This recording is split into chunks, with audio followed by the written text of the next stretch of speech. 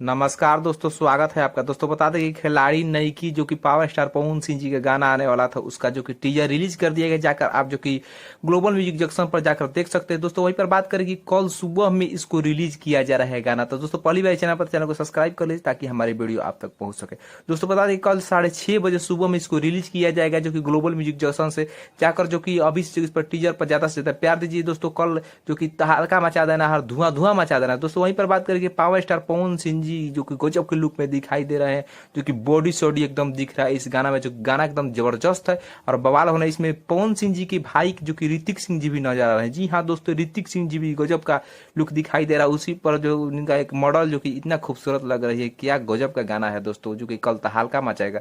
दोस्तों बता दें कि पवन सिंह जी का जो इसमें पर्सनालिटी बहुत सुंदर दिख रहा है, जो कि ये गाना बहुत बवाल है। दोस्तों आप सबसे उम्मीद है कि कल इस पर ज्यादा से ज्यादा प्यार दीजिएगा और इसको ट्रेंडिंग में ला देना है। जी हाँ दोस्तों, इस गाना को ट्रेंडिंग में ला देना है।